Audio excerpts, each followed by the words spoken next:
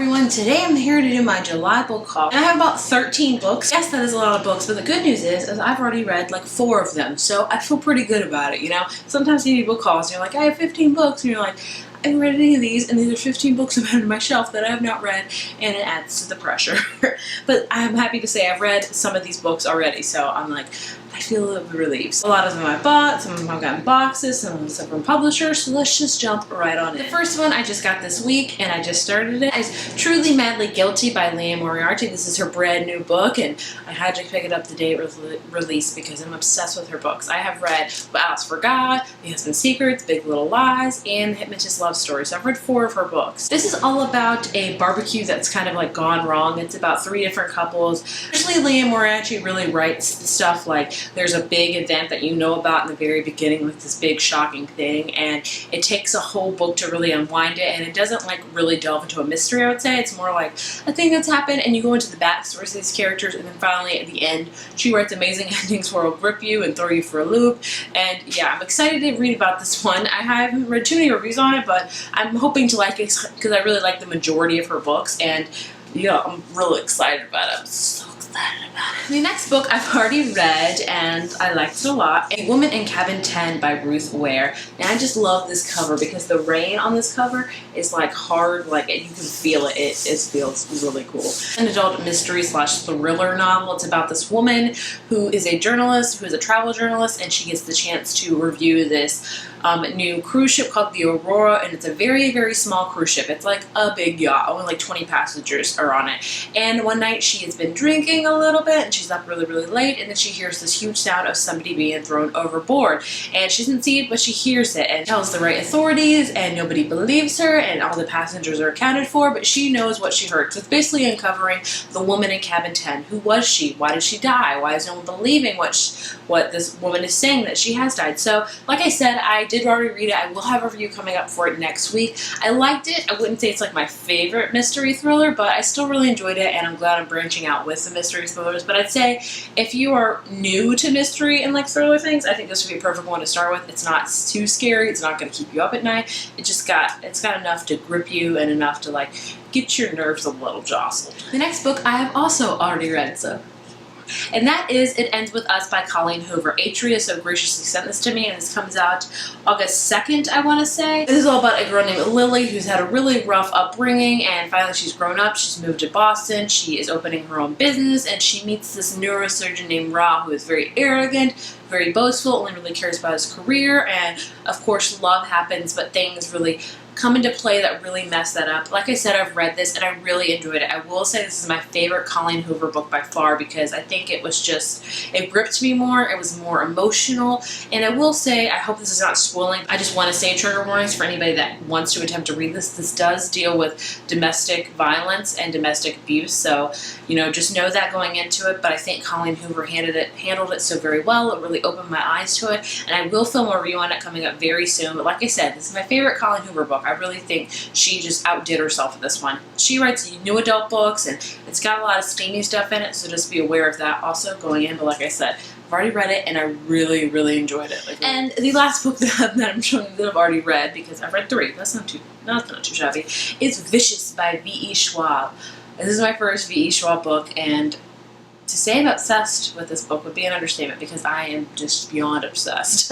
This is an adult novel. It's all about like villains versus heroes, right versus wrong. It's about these 2 guys named Victor and Eli who meet in college, and they're in their senior year of medical school, and they have to read a thesis, and Eli really decides to discover or research the notion of EOs, extraordinaries, you know, discover how they come to be extraordinaries, just really learn that, and Victor decides why not just study it, why not try to make ones ourselves, and then through course of action they do, and then this takes place 10 years later where Victor's just broken out of prison, and he's on the hunt for Eli. So it has dual like time perspectives. You get one where they're in college exploring this whole notion of EOs, and 10 years later when they finally get to meet and things are crazy. And this was such an amazing book. V.E. Schwab has beautiful writing. She wraps you and envelopes you in the story, and it was just, it was so good. I love this one. I highly recommend this one, especially if you like heroes versus villains type of things. This would be amazing. The next book Quarterly sent to me for their upcoming YA lit box, which is going to be curated by this author. She's including this book as well as 2 other books that inspired her and some other things. And that book is A World Without You by Beth Revis. I love Beth Revis. She wrote the Across the Universe trilogy, which I love. This one's completely different from that because that was sci-fi. This is definitely not sci-fi.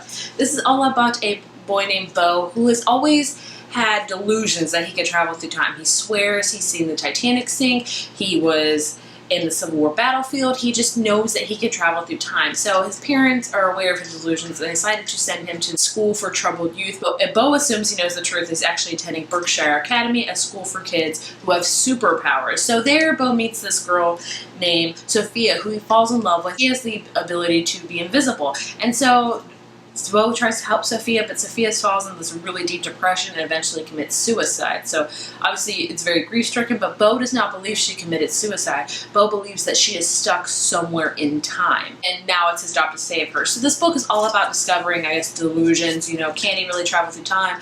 Maybe it's his mind messing with him.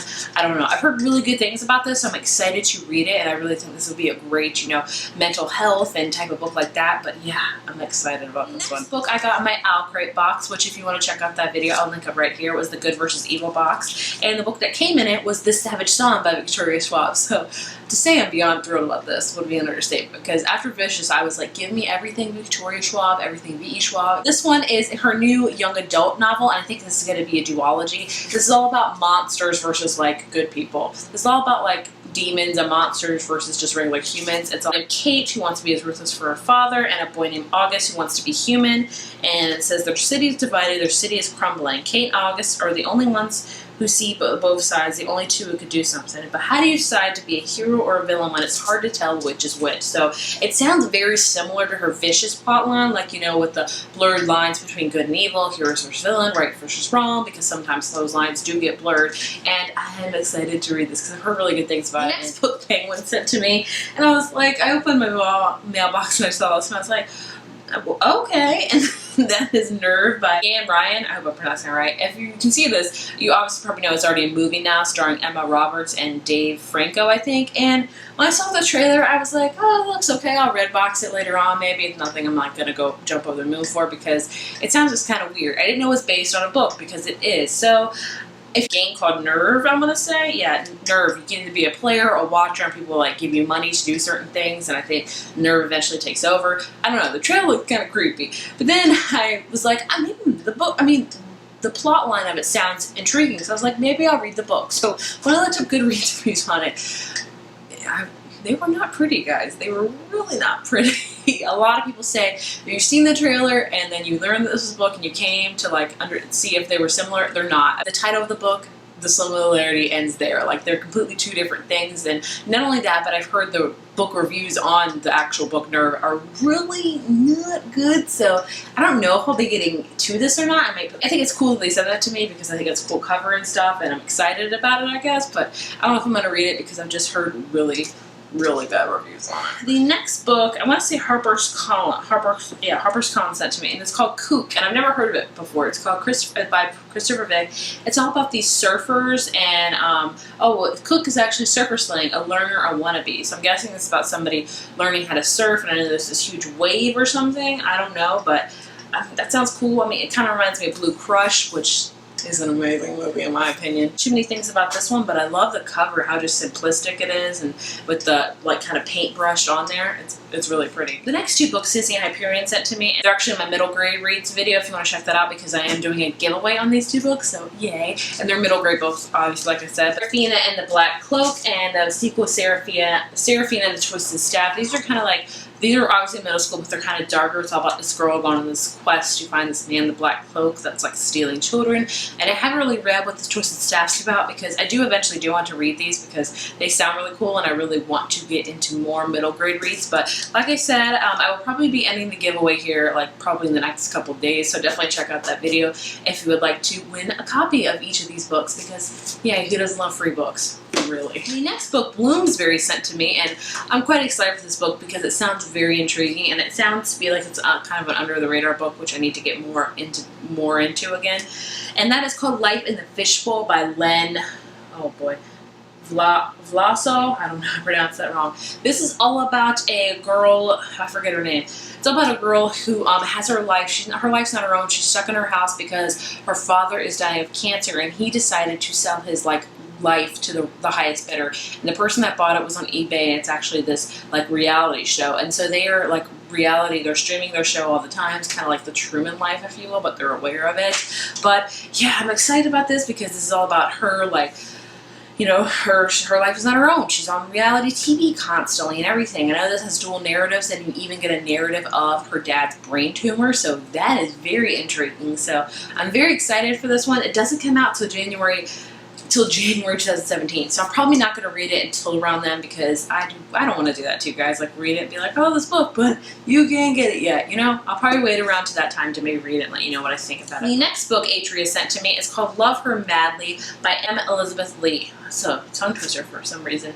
This is kind of an interesting plot line. It's all about this girl named Glow, and she becomes best friends with this girl named Sin, and they're very, very different. Sin's kind of wicked, not really good, and then so they become best friends, and they both fall for the same guy, which is never a really good thing, Sin, who actually talks Glow into sharing Raj, I don't know, I pronounced that name wrong, I apologize. But, so Sin talks Glow into sharing the boyfriend, so it's he's half the time he's Glow's boyfriend, half the time he's Sin's boyfriend, so that just sounds horrible.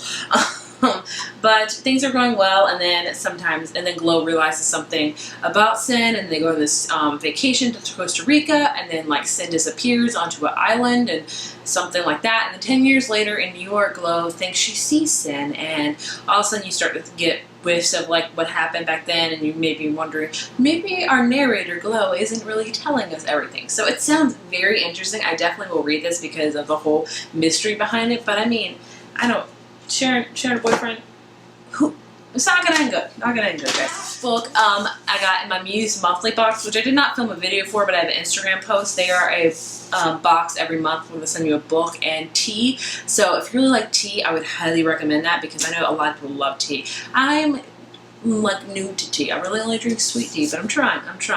And the book they sent in this month is Homecoming, a Yagasaya. I don't know, I pronounced that wrong. This is a whole bunch of, it follows a lot of dual narratives about warfare in Ghana, plantations of the South to the Civil War, to the Great Migration, from the coal mines of Pratt City, Alabama, to the jazz clubs and dope houses of the 20th century's Harlem, right up to present day. So Homecoming makes this history and captures with singularity and stunning immediacy how the memory of captivity came to be inscribed in the soul of a nation. So I've heard nothing but amazing things about this book, so I can't wait to read it. Like I said, I've heard nothing but amazing things about it, so I'm so happy Muse Monthly sent that to me. Tea they sent me is Jira tea. It's Kenyan black tea with mango, and look at that. It just looks beautiful. I haven't opened it yet because I'm going to probably brew it here soon, but I wanted to show you guys how cool it is, and it shows you where it's made and how it supports people, and it's just awesome. So Muse Monthly for sending it to me. I think it's really awesome. Those are all the books I received and bought in July. Read any of these books or heard any of these books, please let me know down in the comments. I would love to hear your thoughts and opinions on them. And if you like this video, be sure to give it a thumbs up and hit subscribe, and I will see you in my next video. The rest of your weekend, and yeah, goodbye. I don't know what I did.